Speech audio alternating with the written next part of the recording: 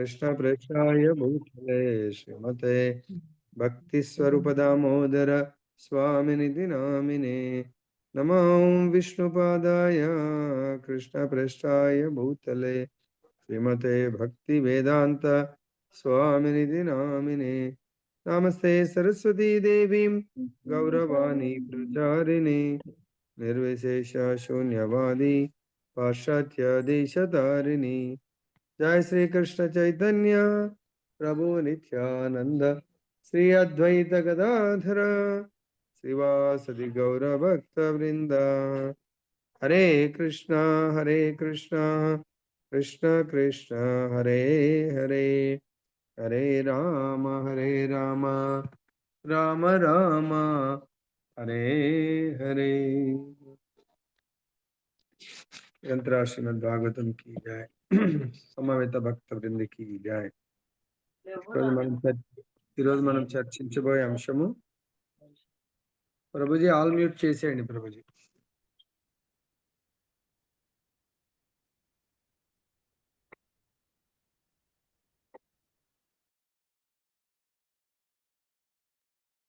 హరే కృష్ణ। ఈరోజు మనం చర్చించబోయే అంశము భగవంతుడి యొక్క అవతారాలకు కారణం గురించి మనం తెలుసుకుందాము। భగవద్గీతలో మనకు భగవంతుడు ఎందుకు అవతరిస్తాడు, అవతారానికి కారణము 4వ అధ్యాయము 7, 8 శ్లోకాల్లో మనకు బోధించారు। ఆ అవతారాల గురించి తెలుసుకోవడం వల్ల ప్రయోజనం ఏంటనేది మనకు 9వ శ్లోకంలో 4వ అధ్యాయము 7, 8లో అవతార విశేషాలు, 9లేమో అవి తెలుసుకోవడం వల్ల లాభం ఏంటి, ప్రయోజనం ఏంటి। యదా యదా హి ధర్మస్య గ్లానిర్భవతి భారత అభ్యుత్థానమధర్మస్య తదాత్మానం సృజామ్యహం। సో భగవంతుడు ఈ శ్లోకం చాలా వెరీ వెరీ ఇంపార్టెంట్ శ్లోకం। దీంట్లో చెప్తున్నారు భగవంతుడు ఎందుకు అవతరిస్తాడు అనేది। ఎప్పుడెప్పుడు ఎక్కడెక్కడైతే ధర్మము క్షీణిస్తుందో, అధర్మము చాలా వృద్ధి చెందుతుందో, పెరుగుతుందో, ఆ సమయంలో నేను అవతరిస్తాను అంటున్నాడు భగవంతుడు। అంతేకాకుండా పరిత్రాణాయ సాధూనా వినాశాయ చ దుష్కృతాం ధర్మ సంస్థాపనార్థాయ సంభవామి యుగే యుగే। సో ధర్మము క్షీణిస్తుంది అంటే దానికి కారణం ఏంటి? ధర్మపరులు, ధర్మపరాయణులు, ధర్మాన్ని వృద్ధి చేసి ధర్మాన్ని ప్రచారం చేసేటువంటి వాళ్ళెవరు? సాధువులు। మరి ఎక్కడైతే సాధువులకు అన్యాయం జరుగుతుందో, సాధువులు ధర్మ ప్రచారం చేస్తూ ఉంటే ఆ ధర్మ ప్రచారాన్ని అడ్డుకుంటూ ఉంటారో, ధర్మానికి కావలసినటువంటి వాటిని దుర్మార్గులు, దుష్టులు చేయకుండా నిరోధిస్తూ ఉంటారో వాళ్ళని, అంటే సాధువులను ఉద్ధరించడానికి కొరకు 7వ శ్లోకంలో ధర్మాన్ని ఎవరు వృద్ధిపరుస్తారు? సాధువులు। మరి ఆ సాధువులుని ఎవరైతే శిక్షిస్తారో, దుర్మార్గులు, దుష్టులు, దానవులు, భగవంతుడు 8వ శ్లోకంలో సాధువులను ఉద్ధరిస్తాడు। ఎందుకొరకు? సాధువులు ధర్మాన్ని కాపాడడానికే వాళ్ళ జీవిత లక్ష్యము, జీవిత ధ్యేయము ధర్మము। ఎందుకు? ధర్మంతో సాక్షాత్ భగవత్ ప్రణీతం। వాళ్ళ జీవిత పరమ లక్ష్యమే భగవంతుని ప్రసన్నం చేసుకోవటం। భగవంతుడు ఏ విధంగా ప్రసన్నమవుతాడు? ధర్మాన్ని రక్షించినప్పుడు। లైక్ ఎగ్జాంపుల్ మనము మన నిజ జీవితంలో చూస్తే ప్రభుత్వానికి ప్రాతినిధ్యం వహించే వాళ్ళు ప్రభుత్వ ఉద్యోగులు। దాంట్లో స్పెషల్గా ప్రజలను రక్షించే బాధ్యత స్వీకరించే వాళ్ళు పోలీసు, మిలిటరీ, త్రివిధ దళాలు, పోలీసు, ఆ విధంగా పోలీసులో కూడా ఇంకా చాలా రకాలుగా ట్రాఫిక్ పోలీసు, సివిల్ పోలీసు, ఆ విధంగా ఎన్నో రకాలుగా ఉంటారు। సో వాళ్ళు మరి ప్రభుత్వము వాళ్ళని రక్షిస్తూ ఉంటుంది। అంటే వాళ్ళు ప్రజలను రక్షించాలి కాబట్టి వాళ్ళకి ఏదైనా జరిగినప్పుడు ప్రభుత్వం చాలా స్ట్రిక్ట్గా డిసిషన్స్ తీసుకుంటూ ఉంటుంది। విధంగా భగవంతుడు సాధువులు అంటే ప్రజలను రక్షించేవాళ్ళు। ఏ విధంగా? ధర్మం ప్రకారం, ధర్మ మార్గంలో నడిపించేవాళ్ళు, అంటే ధర్మ మార్గాన్ని చూయించేవాళ్ళు సాధువులు। ధర్మాన్ని ఆచరించేట్టు చేసేవాళ్ళు. ఆ ధర్మ బోధనలు చేసేవాళ్ళు సాధువులు. మరి వాళ్ళకు హాని కలిగినప్పుడు వాళ్ళని ఉద్ధరించడానికి భగవంతుడు అవతరిస్తాడు. 2 మరి వాళ్ళని ఉద్ధరించాలంటే దానికి అడ్డుకట్టలు వేస్తా ఉంటారు. దుర్మార్గులు, దుష్టులు. వాళ్ళని నశింపజేస్తాడు. అదేవిధంగా ఇంక ఆటోమేటిక్‌గా ఈ 2 పనులయిపోయినాయంటే ధర్మము ఉద్ధరింపబడుతుంది. ఈ విషయాన్ని భగవంతుడి యొక్క ఏ యుగంలో భగవంతుడు అవతరించి సాధువులను ఉద్ధరించాడు, ధర్మాన్ని రక్షించాడు, దుష్ట దుర్మార్గులను శిక్షించాడు అనేది ఈ విషయాలను, ఆ లీలను తెలుసుకోవడమే 9వ అధ్యాయంలో 9వ శ్లోకంలో చెప్తున్నారు. జన్మ కర్మ చ మే దివ్యం ఏవం యో వేత్తి తత్వతః త్యక్త్వా దేహం పునర్జన్మ నైతి మామేతి సో అర్జున. సో అర్జున, నేను ఏదైతే ధర్మాన్ని రక్షించడానికి, సాధువులను ఉద్ధరించడానికి కొరకు, అధర్మాన్ని నశింపజేయడానికి, దుష్ట దుర్మార్గులను అణిచివేయడానికి లీలలు చేస్తానో, ఆ లీలల గురించి ఎవరైతే జస్ట్ శ్రవణం, కీర్తన చేస్తారో వాళ్ళకు పునర్జన్మ ఉండదు. ఎంత సింపుల్ అండి చూడండి. భగవంతుడు మనకు ఎంత సులభమైన మార్గాన్ని ప్రసాదించారు. అంత సులభమైన మార్గాన్ని మనము పాటించడమే మన వల్ల కావడం లేదు. సో, ఇక్కడ దాంట్లో మరి భగవంతుడు మరి సాధువులను ఉద్ధరించడానికి కొరకు ఏ విధంగా అవతారాలు తీసుకుంటాడంటే, ఆ సాధువులను ఉద్ధరించడంలో భగవంతుడు చాలా ఆనందాన్ని అనుభవిస్తాడు. భగవంతుడు ఆనందము ఎవరి మీదనో డిపెండ్ ఉండదు. సో, ఇక్కడ మనం చూసినట్టయితే ఇతరులకు మేలు చేయడానికి కొరకు సో, తన అవతారాలు ఏదైతే తీసుకుంటాడో దాంట్లో భగవంతుడు అత్యంత ఆనందాన్ని ఆస్వాదిస్తా ఉంటాడు. దానికి మనం చూసినట్టయితే భగవంతుడు కొన్ని అవతారాలు ఏ విధంగా తీసుకున్నాడు. కృష్ణస్తు భగవాన్ స్వయం. భగవంతుడు స్వయం ఎవరు? కృష్ణ భగవానుడు. దాంట్లో మనకు భాగవతంలో చెప్పడం జరిగింది. ఏతే చాంశ కల పుంషః కృష్ణస్తు భగవాన్ స్వయం ఇంద్రారి వ్యాకులం లోకం మృడయంతి యుగే యుగే. ఎందుకు తీసుకుంటాడంటే భూమాత యొక్క మరియు ఇంద్రుడి యొక్క వ్యాకులతను. ఎందుకంటే ఈ రాక్షసులు, దైత్యులందరూ గూడా దానవులందరూ భూమాతను తర్వాత ఇంద్రుడు మరి ఇతర దేవతలందరూ ప్రభుత్వం అనే భగవంతుడి యొక్క పాలన బాధ్యత తీసుకొని ప్రజలను పాలిస్తా ఉంటే దుష్టులు, దుర్మార్గులు వాళ్ళని హింసిస్తా ఉంటారు. కాబట్టి అటువంటి పాలన చక్కగా నిర్వహించలేకపోతున్నటువంటి దేవతలను, భూమాతను ఇబ్బందులు పెడతా ఉన్నప్పుడు భగవంతుడు అవతరించడం జరుగుతుంది. దీంట్లో మనకు కొన్ని అవతార విశేషాల గురించి మనం తెలుసుకుందాం ఇక్కడ. సో, మొట్టమొదటిగా మనకు భగవంతుడు ఈ సృష్టిలో ఈ అవతారాలనేవి అనంత కాలం నుంచి జరగడం జరుగుతా ఉంటుంది. సో, ఈ సృష్టి ప్రతి బ్రహ్మాండంలో సృష్టి ఆరంభమైనప్పుడు మొదటి జీవిగా భగవంతుడు నుండి గర్భోదక శాయి విష్ణువు నుండి బ్రహ్మదేవుడు జన్మ తీసుకోవడం జరుగుతుంది. ఇక సృష్టిలో మొదటి జీవి బ్రహ్మ జన్మ తీసుకున్న తర్వాత మొదటి అవతారం భగవంతుడి యొక్క తొలి అవతారము సనక సనందనాది నలుగురు కుమారులు. వాళ్ళని ఎందుకు సృష్టిస్తాడు?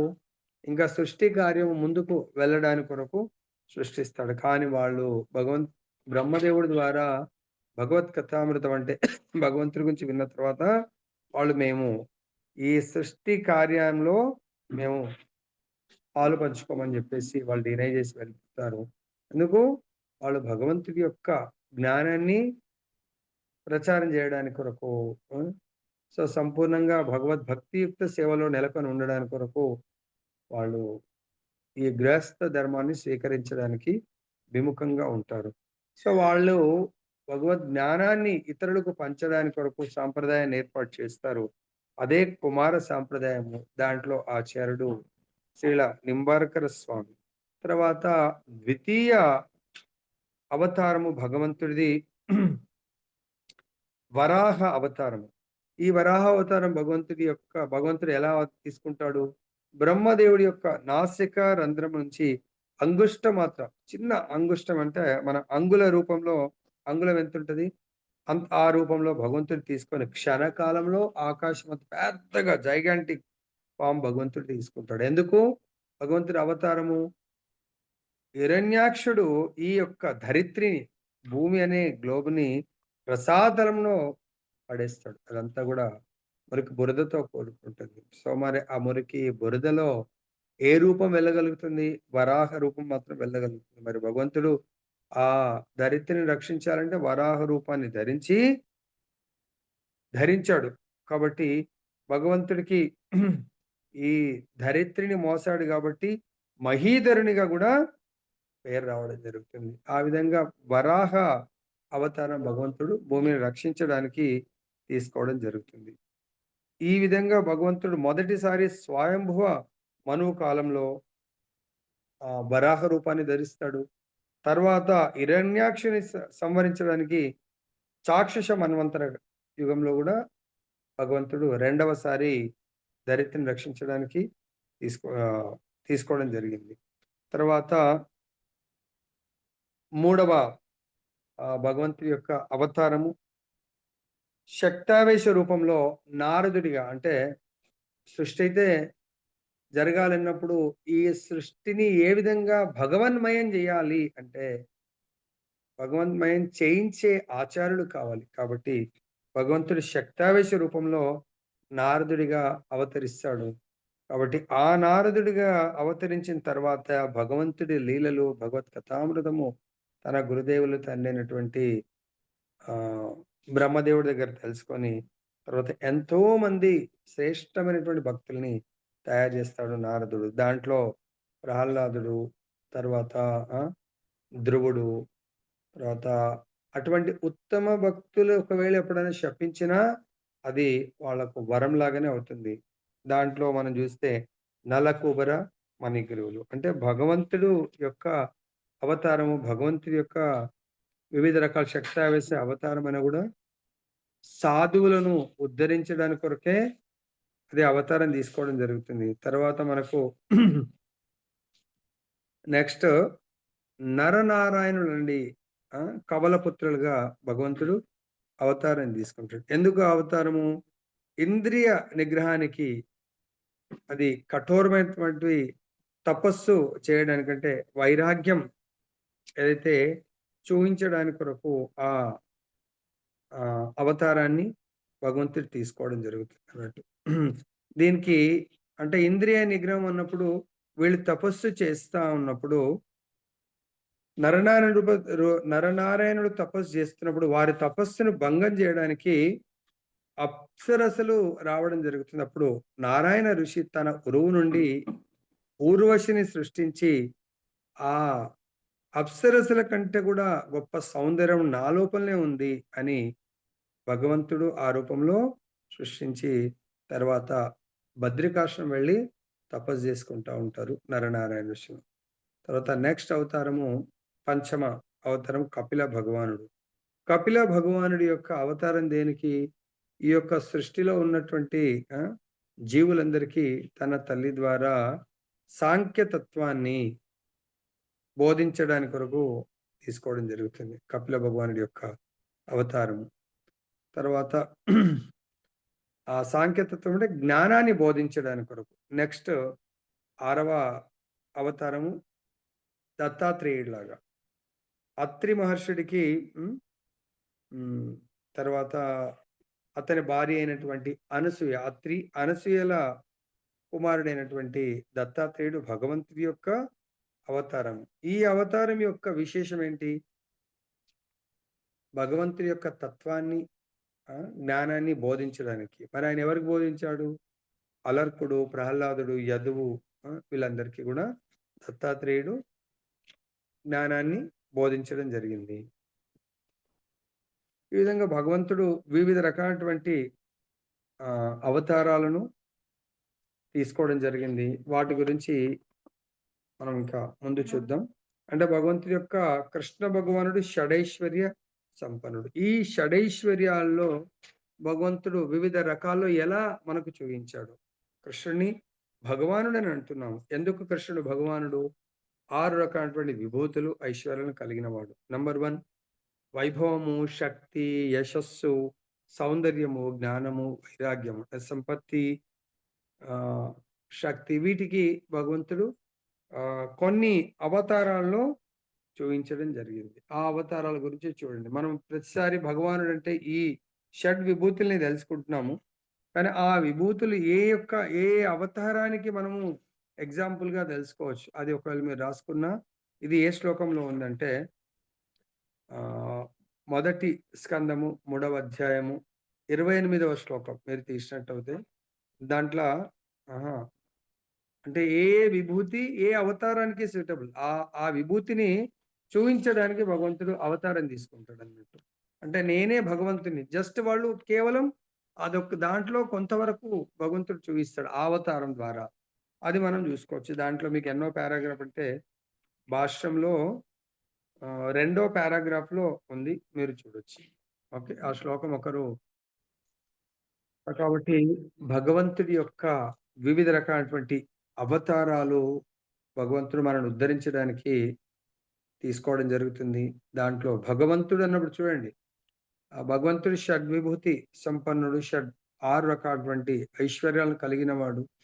సో, దాంట్లో ఇవి ఆ ఐశ్వర్యంలో కొంత పార్ట్ చూయించడానికే. పరశురాముడు కూడా భగవంతుడే. భగవంతుడికి అవతారం దేనికి? శక్తిని ప్రదర్శించడానికి పరశురామ అవతారాన్ని తీసుకుంటాడు. అదే విధంగా భగవంతుడు యశస్సుని నేను యశస్సు కలవాణ్ణి అని చూయించడానికి శ్రీరామచంద్రుడి యొక్క తర్వాత ధన్వంతరి అంటే ధన్వంతరి అంటే అమృత కలశాన్ని తీసుకొనొస్తాడు. తీసుకొనొస్తుందన్నట్టు. ఆ ధన్వంతరి అవతారము భగవంతుడి యొక్క యశస్సుని చూయించడానికి కొరకు. అంతేగాకుండా ఆహ్, భగవంతుడి యొక్క సౌందర్యము అన్నప్పుడు ఆహ్, భగవంతుడి యొక్క సౌందర్యము బలరాముడు తర్వాత మోహిని ఈ 2 రూపాలు భగవంతుడి యొక్క సౌందర్యాన్ని, తర్వాత జ్ఞానం ఉన్నప్పుడు దత్తాత్రేయుడు, సనకాది ఋషులు, కపిల భగవానుడు, తర్వాత మత్స్యుడు వీళ్ళు భగవంతుడి యొక్క జ్ఞానాన్ని ప్రదర్శించడానికి అవతారము. వైరాగ్యం ఉన్నప్పుడు నరనారాయణ ఋషులు. హ్మ్. వాళ్ళు నారాయణ ఋషిని మనము ఎగ్జాంపుల్‌గా తెలుసుకో అంటే భగవంతుడి యొక్క ప్రతి అవతారం వెనక ఏదో ఒక నిగూఢమైనటువంటి చాలా ఉత్తమ ప్రయోజనము ఆధారపడుతుందన్నట్టు. ఆ ప్రయోజనం కొరకే భగవంతుడు అవతరించడం జరుగుతుంది. సో, దీంట్లో మనం జూసినట్టయితే అవతారాలకు భగవంతుడికి ఎలాంటి డిఫరెన్స్ ఉంటుందంటే చాలా డీటెయిల్‌గా భగవంతుడు కృష్ణస్తు స్వయం భగవాన్ అంటే కృష్ణుడు 64 కళలను సంపూర్ణంగా కలిగి ఉంటాడు భగవంతుడు. తర్వాత దాంట్లో విష్ణు తత్వంలో భగవంతుడు 60 కళలను కలిగి ఉంటాడు. పరమ శివుడు దీంట్లో చూసినట్టయితే భగవంతుడు 100% అనుకున్నట్టయితే విష్ణు తత్వం ఏదైతే ఉందో 90% 60 అంటే 90% అదే పరమశివుడు అవతారం ఏదైతే పరమశివుడు ఉందో 84% కలిగి ఉంటాడు. తర్వాత నెక్స్ట్ జీవతత్వానికి బ్రహ్మ టాప్ మోస్ట్ కాబట్టి ఆ బ్రహ్మ 78% మాత్రం వరకే రీచ్ కాగలుగుతాడు. కాబట్టి జీవులు ఎవరైనా గూడా వాళ్ళ యొక్క లక్ష్యము బ్రహ్మ కలిగినటువంటి 78% వరకే ఈ కళల్ని భగవంతుడి యొక్క కళల్ని పొందగలుగుతారు. దానికంటే పైన వాళ్ళు పొందలేరు. కాబట్టి ప్రతి ఒక్కరి లక్ష్యము బ్రహ్మ ఏ విధంగా అయితే 78% దివ్య కళలో 78% పూర్ణంగా పొందగలిగిన పూర్ణుడైన జీవుడు భౌతిక దేహాన్ని త్యజించిన తర్వాత వాళ్ళ యొక్క లక్ష్యము అటువంటి కళల్ని పొందడానికి కొరకే భగవంతుడి వివిధ అవతారాల్లో మనకు జ్ఞానబోధన చేస్తా ఉంటాడు. ఇప్పుడు చూద్దాం మనము దేవదేవునిగా దేవహూతి స్తుతిస్తా ఉంది. నీవు నా గర్భమున జన్మించితివి. అంటే మనం ఆల్రెడీ తెలుసుకున్నాము. భగవంతుడు అవతరించడానికి భక్తుల కోరికలను నెరవేర్చడానికి కొరకు వాళ్ళ గర్భాన జన్మిస్తా ఉంటాడు. దేవహూతి గర్భాన జన్మించడానికి కొరకు కారణము కర్దమముని, దేవహూతి ఎంతో తపస్సు జేస్తారు భగవంతుడిని. స్పెషల్‌గా కర్దమముని పెళ్లి గాకముందే ఎంతో తపస్సు జేస్తాడన్నట్టు. 10,000 సంవత్సరాలు తపస్సు జేస్తే అప్పుడు భగవంతుడు ప్రత్యక్షమై నీకు మంచి గృహిణి ఆ! నువ్వు వెళ్ళాల్సిన అవసరం లేదు. నీ ఇంటికే వెతుక్కుంటూ తల్లి, తండ్రి తీసుకొని చాలా సాధ్వి ఆ! గొప్ప భక్తురాలు రావడం జరుగుతుంది. మీ ఇద్దరికి నేనే సంతానంగా అవతరిస్తానని భగవంతుడు చెప్పడం జరిగింది. కాబట్టి నీవు నా గర్భమున జన్మించితివి. హే ప్రభు! సమస్త సృష్టిని కుక్షియందు నిలుపుకొనిన నీకిది ఏ రీతి సాధ్యపడింది?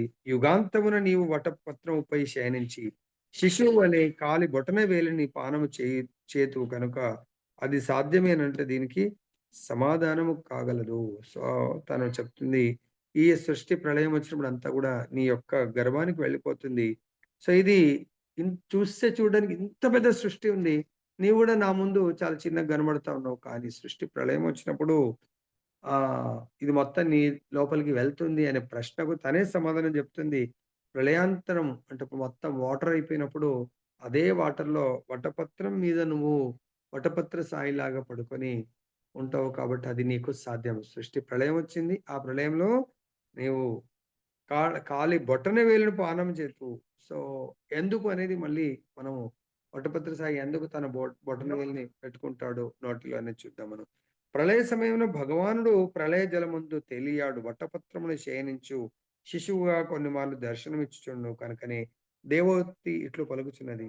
నా వంటి సాధారణ యువతి గర్భమున నీవు నిల్చుట ఆశ్చర్యకరమేమీను కాదు.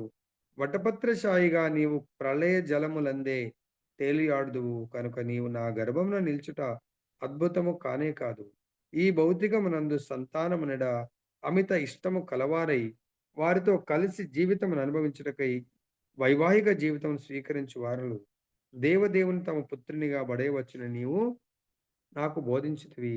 భగవానుడే స్వయంగా తన కాలి బొటనవేలిని పానము చేయుట మాత్రము పరమ అద్భుతమైన విషయము.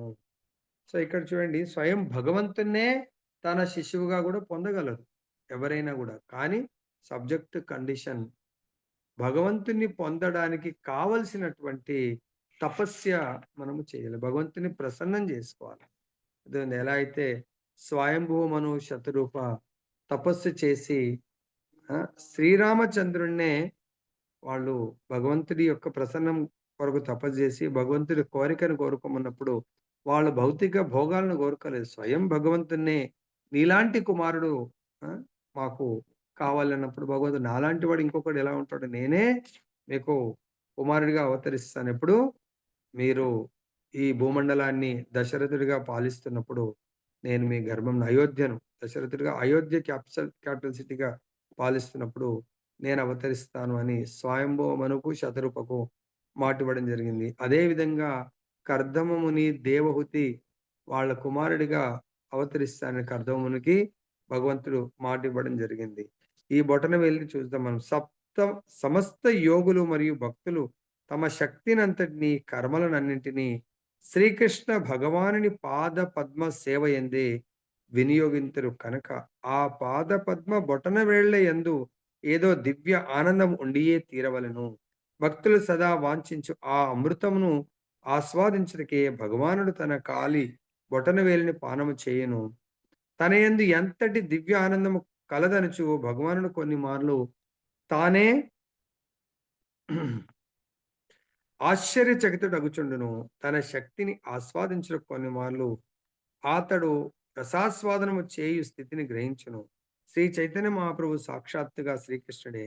కానీ తన యందు గల దివ్య రస భావనపు మధురిమను ఆస్వాదించుటకు ఆ దేవదేవుడు భక్తుని రూపమున అవతరించెను. భగవంతుడు వివిధ రూపాలు అంటే శక్తావేశ రూపాలు గాకుండా మిగతా స్వయంగా భగవంతుడి అవతారము లేదా తన యొక్క స్వాంశ అవతారము ముఖ్య రీజన్ ఏంటంటే, తన భక్తులు ఎప్పుడు గూడా భగవత్ పాద పద్మాలను ఆశ్రయిస్తూ, ఆ పాద పద్మాలను సేవిస్తా ఉంటారు. కేవలం పాద పద్మాలను ఆశ్రయించడం వల్ల వాళ్ళు అత్యంత ఆనందాన్ని పొందుతారు. భగవంతుడికి అనిపిస్తుంది, "అరే! నా నా పాదాల యందు ఇంత ఆనందం ఉందా?" ఇప్పుడు మనం ఏదన్నా స్వీట్ ఎవరికన్నా స్వీట్ చాలా ఇష్టం ఉంటుంది. చేదు ఇష్టం ఉండదు. పులుపు ఇష్టం ఉండదు. స్వీట్‌లో మనం ఎప్పుడైనా ఎగ్జాంపుల్ తీసుకోవాలన్నప్పుడు హనీ అనిపిస్తుంది. సరే హనీ అంటే నేచురల్ హనీ చాలా టేస్ట్ ఉంటుంది. సో, మరి అది ఎక్కడ దొరుకుతుంది? మనము ఫ్లవర్స్ నుంచి వస్తుంది. కానీ ఈచ్ ఫ్లవర్‌లో మనం తీసుకోగలుగుతామా ఆ హనీని? మనం తీసుకోలేం. ప్రతి ఫ్లవర్‌లో ఉంటుంది. కానీ ఆ ఫ్లవర్‌లో ఉన్న హనీని కలెక్ట్ చేసేదెవరు? Honey bee. తేనెటీగ కలెక్ట్ చేస్తుంది. కలెక్ట్ చేసి ఒక దగ్గర పెడితే, ఆ తేనెని మనందరం ఆస్వాదిస్తా ఉంటాం. అదే విధంగా భగవత్ పాద పద్మాల దగ్గర ఉన్నటువంటి తేనెని మనం డైరెక్ట్‌గా గుర్తించలేము. ఆ హనీని ఎవరు గుర్తించగలుగుతారు? భగవంతుడి యొక్క శుద్ధ భక్తుడు మాత్రం. ఎట్లయితే ప్రతి పుష్పంలో ఈవెన్ చేదు రకం పుష్పంలో గూడా హనీ ఉంటుంది. దాంట్లోంచి కేవలం ఆ స్వీట్‌ని హనీబీ తీసుకుంటుంది. అదే విధంగా గురువుగారి సృష్టిలో ప్రతి దగ్గర ప్రతి విషయము, ప్రతి దగ్గర, ప్రతి ఒక్కరి లోపల గూడా అమృత తుల్యమైనటువంటి వాళ్ళ గుణాలు గాని, వాళ్ళ దగ్గర ఉన్నటువంటి క్వాలిటీస్ ఆర్ వాటెవర్ దాన్ని తీసుకొని ఆ! ఒక్క దగ్గర చేరుస్తాడు. ప్రతి ఒక్కరంటే అందరిని ఒక్క దగ్గరికి చేరుస్తాడు. దేని కొరకు? భగవంతుడి యొక్క పాద పద్మ ఆశ్రయాన్ని. అంటే ప్రతి ఒక్కరి లక్షణము కొందరికి కీర్తన మంచి రావచ్చు, కొందరికి ఏదైనా వంట మంచి రావచ్చు, కొందరికి ఇంకా అలాగా ప్రతి ఒక్కరిని గూడా భగవత్ పాద పద్మాల దగ్గరికి చేర్చినప్పుడు వీళ్ళ యొక్క ఆ లక్షణాలతో భగవత్ పాద పద్మాలను అర్చిస్తా ఉంటారు. భగవత్ పాద పద్మాలు అమృత తుల్యమైనటువంటివి. సో, అక్కడ భగవంతుడు అనుకుంటారే నా దగ్గర ఏముంది? యాక్చువల్‌గా ఈ తేనెతడి దగ్గర చాలా తేనె ఫుల్‌గా ఉంటుంది. అలానే భగవంతుడి దగ్గర భగవంతుడి పాద పద్మాలు అమృతమయము. సో, ఎవరైతే భగవత్ పాద పద్మాలను ఆశ్రయిస్తారో అమృతాన్ని వాళ్ళు ఆస్వాదించగలరు. మరి ఈ అమృతం ఇక్కడ ఉంది అని చూయించేదే భగవంతుడి యొక్క శుద్ధ భక్తుడు గురుదేవుల వారు. సో, అలా భగవంతుడు అరే! నా దగ్గర ఇంత హనీ ఉందా? ఇంత స్వీట్‌నెస్ ఉందా? చూద్దామని జెప్పేసి ఆ భక్తులందరి యొక్క ఆహ్, ఆఫరింగ్స్ భగవంతుడి భక్తులందరూ గూడా భగవత్ పాద పద్మాలను ఆశ్రయించి సేవిస్తా ఉంటారు. ఆ సేవల యొక్క ఫలితమే స్వీట్‌నెస్. దాన్ని భగవంతుడు గూడా ఆస్వాదించడానికి కొరకే వట్టపత్ర సాయి యొక్క అవతారంలో తన యొక్క బొటనవేలుని తను ఆస్వాదిస్తా ఉంటాడు భగవంతుడు. అదే విధంగా చైతన్య మహాప్రభు యొక్క అవతారానికి చాలా కారణాలు. ముఖ్యంగా ఈ కారణం ఏంటంటే, కృష్ణావతారంలో భగవానుడు రాధారాణి యొక్క ఆనందాన్ని చూసి సో, ఆశ్చర్యం వేస్తా ఉంటది. ఇంత అత్యంత ఆనందంలో భగవంతుడికి ఆనందం రావట్లేదు గానీ, రాధారాణి ఎంతో ఆనందంలో ఉంటుంది. సో, దివ్యానందాన్ని అనుభవిస్తుంది. ఎందుకు? భగవంతుడిని సేవిస్తూ ఆనందపడుతా ఉంటుంది. కానీ సేవలను తీసుకుంటున్నాడు గాబట్టి భగవంతుడికి అంత ఆనందం రావట్లేదు. రాధారాణికి ఎంతైతే ఆనందం వస్తుందో, భగవంతుడు భోక్తానాం యజ్ఞ తపస భగవంతుడు భోక్త. కానీ ఆ భోక్తని భోగింపజేసేది భగవంతుడి యొక్క అత్యంత ఉత్తమ భక్తురాలైనటువంటి రాధారాణి. భగవంతుడు అనిపిస్తుంది. అరే! ఈ ఆనందాన్ని ఈ రూపంలో నేను అనుభవించలేకపోతున్నాను. లెట్ మీ టేక్ రాధారాణి యొక్క అంటే భక్తావతారంగా నేను తీసుకున్నప్పుడు భక్తులు నన్ను జూసి, నన్ను సేవిస్తూ ఇంత ఆనందాన్ని ఎలా అనుభవిస్తున్నారు అని చూడ్డానికి కొరకు భగవంతుడు చైతన్య మహాప్రభు యొక్క రూపాన్ని, చైతన్య మహాప్రభు యొక్క అవతారాన్ని, దాంట్లో రాధారాణి యొక్క రూపము, రాధారాణి యొక్క మూడ్‌ని తీసుకొని భగవంతుడు అవతరిస్తాడు. అప్పుడు అందుగురించి అనుక్షణం భగవంతుడు భావ విభోర్‌గా అయిపోతా ఉంటాడు. ఆ భగవంతుడి యొక్క నామాన్ని తీసుకుంటే అయిపాయే. ఎందుకు? నామమే అమృతమన్నాడు. గోలోకేర ప్రేమధన హరినామ సంకీర్తన. భగవంతుడు ఆ హరినామాన్ని వినంగానే ఇంకా మూర్ఛ స్థితికి అయిపోతా ఉంటాడు. అటువంటిది అంటే రాధారాణి ఎందుకలా అయిపోతుందనేది చైతన్య మహాప్రభు ఆ భగవంతుడి యొక్క నామ అమృతంతో అలా ఆస్వాదిస్తారనమాట.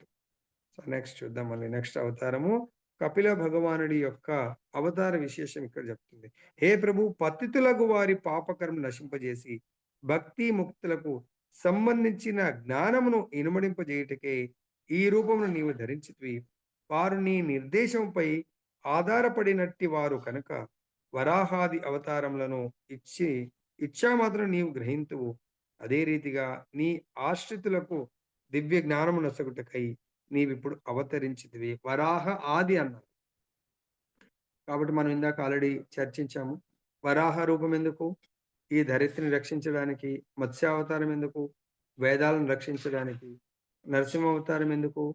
దుష్టుడు, దుర్మార్గుడైనటువంటి హిరణ్యకశిపు ఈ భగవంతుడి యొక్క ప్రతినిధులైనటువంటి దేవతలు వాళ్ళ యొక్క కర్తవ్యాలు నిర్వర్తించలేకపోతున్నప్పుడు సో, అతన్ని సంహరించడం. అదే కాకుండా ముఖ్యంగా తన యొక్క శుద్ధ భక్తుడు, తను చెప్పిన ధర్మాన్ని పాటిస్తున్నటువంటి ప్రహ్లాదుని రక్షించడానికి కొరకు, ప్రహ్లాదుడి యొక్క మాటను నిజం జేయడానికి ఈ పిల్లర్‌లోంచి భగవంతుడు ఉన్నాడు ఆ పిల్లర్‌లో అన్నప్పుడు, దాంట్లోంచి కూడా భగవంతుడు ప్రకటితం అవ్వడానికి కొరకు రెడీగా ఉంటాడు. అంటే భక్తుల యొక్క వాక్కుని నిజం జేయడానికి, భక్తుల కోరికలను నిజం జేయడానికి, భక్తుల ప్రీత్యర్థము భగవంతుడు ఏదైనా చేయడానికి వెనకంజ వేయడు. ఇక్కడ మరి అటువంటి భక్తులకు ఆనందాన్ని ఇవ్వడానికి కొరకు పతితులను ఉద్ధరించాలి అంటే, పతితులు ఉద్ధరింపబడాలంటే దేనివల్ల? సో, పతితోద్ధరణ జరగాలంటే భగవంతుడి యొక్క భక్తియుక్త సేవ. మరి భక్తియుక్త సేవ మనకు రావాలంటే భగవంతుడి యొక్క దివ్యమైనటువంటి జ్ఞానము ద్వారా మనకు జ్ఞానం ద్వారా వైరాగ్యం వస్తుంది. వైరాగ్యం ద్వారానే మనము భగవంతుడి యొక్క భక్తియుక్త సేవను చేయగలుగుతాం. వితౌట్ వైరాగ్యం, వైరాగ్యం అంటే ఈ భౌతిక ప్రపంచం పట్ల, భౌతిక విషయాల పట్ల, భౌతిక వ్యక్తుల పట్ల, భౌతిక భోగాల పట్ల అంటే దేహాత్మ బుద్ధి పట్ల మనకు వైరాగ్యం రావాలా, అనాసక్తి రావాలా. ఎప్పుడు రాగలుగుతుంది? భగవంతుడి పట్ల, భగవంతుడి యొక్క సేవల పట్ల, భగవద్భక్తుల పట్ల, భగవత్ కర్మల పట్ల మనకు ఆసక్తి వస్తే ఆటోమేటిక్‌గా భౌతికం పట్ల అనాసక్తి వస్తుంది. ఇప్పుడు నిన్న మనము మౌని అమావాస్య అని మనం ప్రాక్టీస్ చేద్దాము. అంటే మౌని అమావాస్యను మనము సఫలం చేసుకుందాం అనుకున్నాము. అనౌన్స్ చేశాము. అందరికీ అవకాశం ఉండింది. కానీ దాని యొక్క సంపూర్ణంగా వైరాగ్యం, జ్ఞానము నిన్న పొద్దున క్లాస్ జరిగింది. దాని ద్వారా జ్ఞానం పొందాము. ఆ జ్ఞానము, వైరాగ్యముని ఇవ్వాలి మనకు. సో, ఏ జ్ఞానం అయితే వైరాగ్యం మనకివ్వట్లేదో, మరి భగవద్ జ్ఞానమే వైరాగ్యం ఇస్తుంది. మనం గూడా మనస్ఫూర్తిగా దాన్ని స్వీకరించాలి. ఎవరైతే మనస్ఫూర్తిగా ఆ జ్ఞానాన్ని వాళ్ళు స్వీకరించలేరో వాళ్ళకు వైరాగ్యం రావడం అనేది చాలా కష్టం. సో, మనకేదైనా వచనం, ఏదైనా ఇన్‌స్ట్రక్షన్ ఉంది అంటే దాన్ని సంపూర్ణంగా దిస్ ఈస్ ఆర్డర్‌గా మనం స్వీకరించినప్పుడు తప్పకుండా వైరాగ్యం వస్తుంది. మనం ఎందుకు స్వీకరించలేకపోతున్నామంటే మన మనస్సు ఏం చేస్తుంది?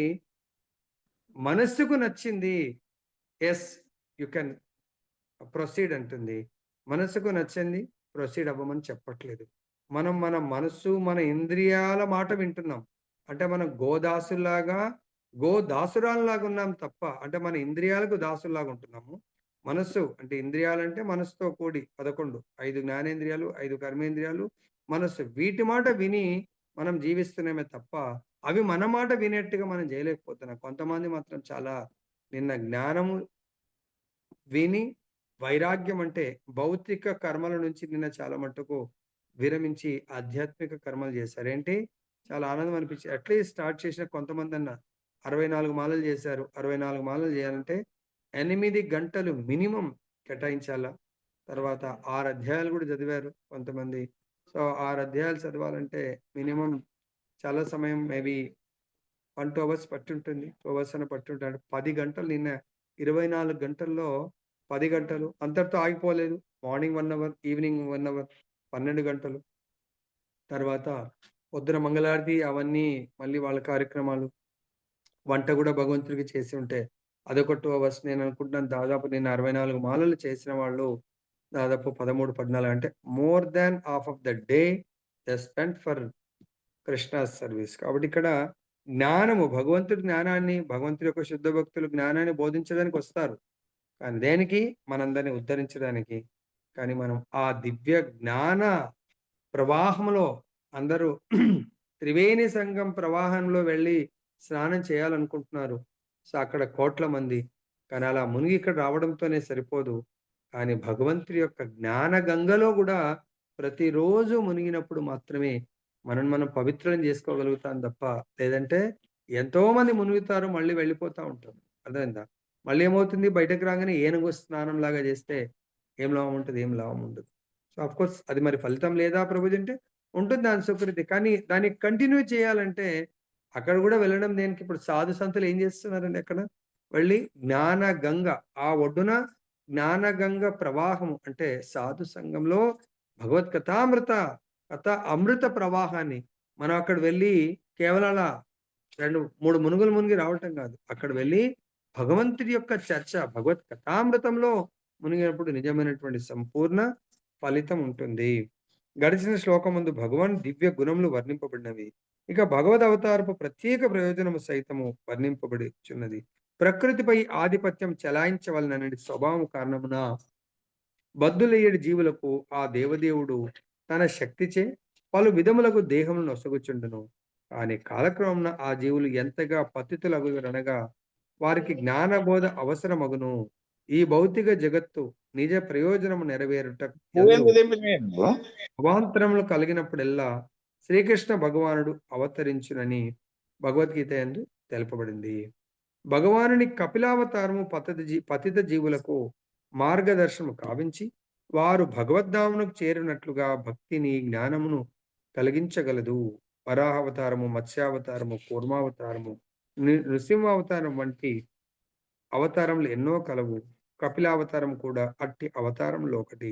దారి తప్పిన బద్ధజీవులకు ఆధ్యాత్మిక జ్ఞానం ఒసగుటకే ధరాతలమున కపిల భగవానుడు అవతరించాడని ఇచ్చట తెలుపబడింది. దారి తప్పినటువంటి బద్ధజీవులకు మనందరి కొరకు భగవంతుడు స్పెషల్‌గా ఇందాక వేరే అవతారాల గురించి ఆల్రెడీ చెప్పడం జరిగింది. కపిలుడి యొక్క అవతారం మొత్తం ఈ చాప్టర్ అయిపోయిందంటే దయచేసి మనందరికీ కూడా ఈ కర్మ బంధనం నుంచి ఎలా విముక్తి పొందాలి అనేది మనకు అర్థమైంది. కానీ మరి విముక్తి పొందాలి అని కోరుకున్న వాళ్ళు అప్లై చేయండి. ప్రాక్టీస్ చేయండి. ఆ జ్ఞానాన్ని స్వీకరించాము. జ్ఞానాన్ని మరి అప్లై చేయాల. మనకు గూడా అనారోగ్యం అవుతే డాక్టర్ దగ్గరికి వెళ్తాము.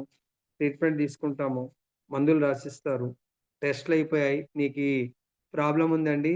మరి దీనికి మీరు పలానా మందు వాడండి అంటే, ఓకే అని రాయించుకొస్తాము. మందులు గూడా కొనుక్కొచ్చుకుంటాము. మందులు వాడకపోతే మన రోగం నయం గాదు. అదే విధంగా మనం ఈ భౌతిక ప్రపంచంలో జన్మ తీసుకున్నామంటేనే భవరోగం అంటే కర్మ బంధనాల్లో కర్మ ఫలాలను, ప్రారబ్ధ కర్మ ఫలాలను అనుభవించడానికి ఇక్కడ రావడం జరిగింది. సో, నిజంగా మీరు ఈ కర్మ ఫలాలను ఒకేసారి భస్మీపటలం చెయ్యాలంటే భగవంతుడు శ్రద్ధాలువైనటువంటి భక్తులు, శరణాగతి పొందినటువంటి భక్తులు ఎవరైతే ఉంటారో, వాళ్ళది చాలా ఫాస్ట్‌గా ఈ ఒకే జన్మలోనే అంటే నెక్స్ట్ అయితే మొత్తం సంపూర్ణ శరణాగతి పొందిన భక్తుల యొక్క పాప, పుణ్య కర్మలను భగవంతుడు తొలగిస్తా అంటుండు. ఎలా? సర్వధర్మాన్ పరిత్యజ్య మామేకం శరణం వ్రజ. అహం త్వాం సర్వ పాపేభ్యో మోక్షయిష్యామి. భగవంతుడు మనకు మోక్షాన్ని ఆ! మోక్ష అంటే 5 రకాల మోక్షాల్లో ముఖ్యంగా భక్తులు కోరుకునేది ఈవెన్ మోక్షాన్ని గూడా కోరరు. సో, భక్తులు భగవంతుడి ప్రీత్యర్థం భగవంతుడు ఏది కోరుకుంటే అది ఇవ్వండి. భగవంతుడి ఇచ్ఛానుసారంగా వాళ్ళు జీవించడానికి ఈ జన్మ గాని, నెక్స్ట్ జన్మ గాని, నెక్స్ట్ జన్మ గాని మమ జన్మని జన్మనీశ్వరే భవతాత్ భక్తిరహితకి ప్రభు ఎన్ని జన్మలొచ్చినా మీరు ఏ జన్మ ఇచ్చినా అహైతుకి ఆ!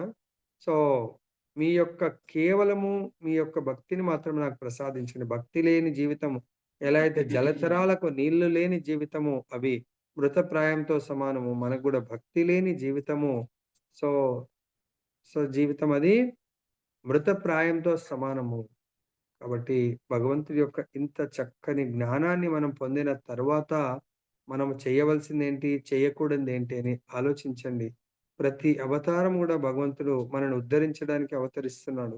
అవన్నీ భాగవతం ద్వారా తెలుసుకొని, ఆచార్యుల ద్వారా తెలుసుకొని, మనం పాటించలేకపోతే దయచేసి మీదిగా తప్పు. మిమ్మల్ని రిమోట్ కంట్రోల్ చేస్తున్నటువంటి దేహంది తప్పు. మిమ్మల్ని సర్వనాశనం చేస్తున్నటువంటి దేహాన్ని కమాండ్ జేయండి.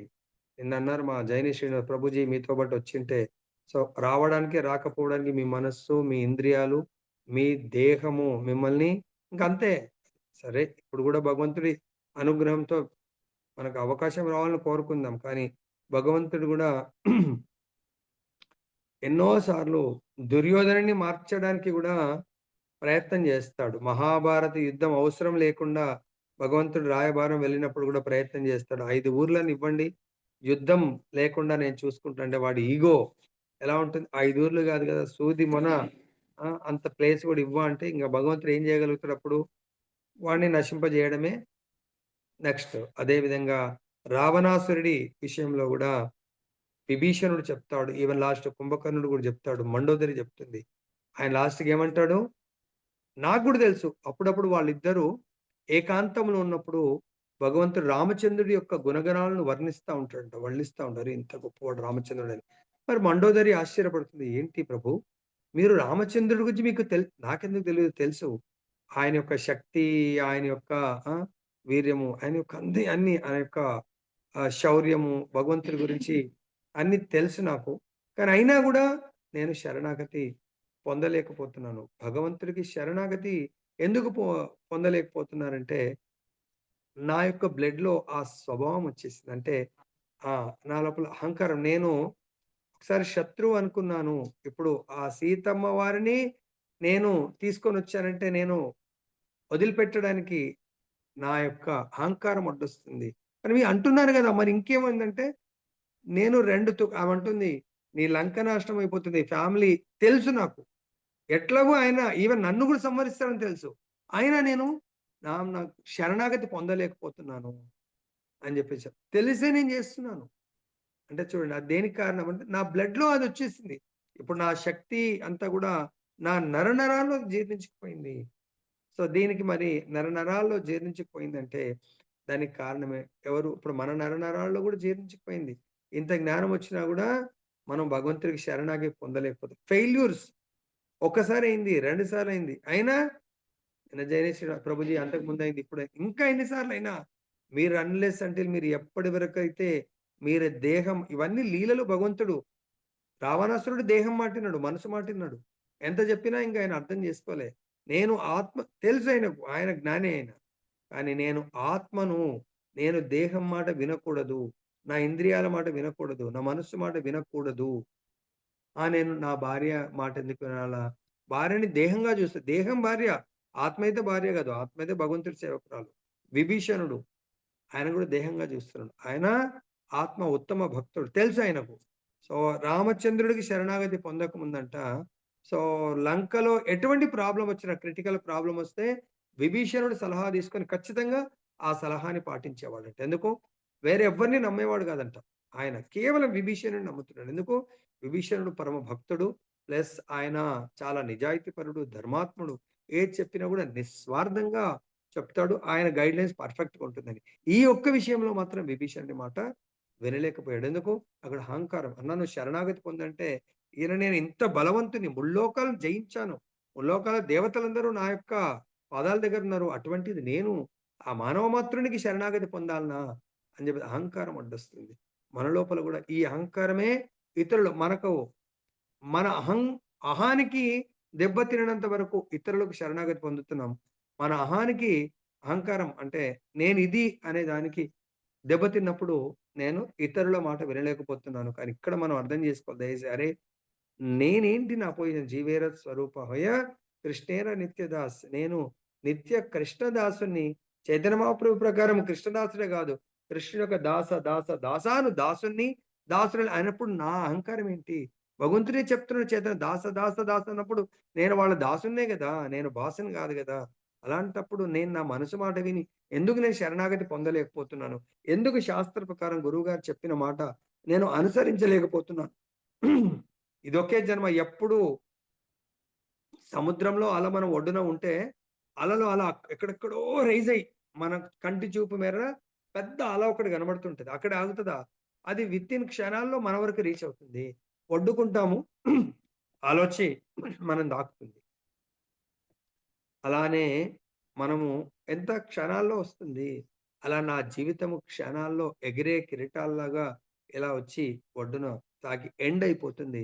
అలా నా జీవితం ఎప్పుడు ఎండ్ అయిపోతుందో, ఈ ఎండ్ కాకముందే నన్ను నేను మార్చుకోవాలా. నన్ను నేను భగవత్ శరణాగతి పొందాలి. అప్పుడే నాకు ఇందాక భగవంతుడి పాదపద్మ శరణాశ్రయం మాత్రమే నాకు భగవద్ధామాన్ని చేరుస్తుంది.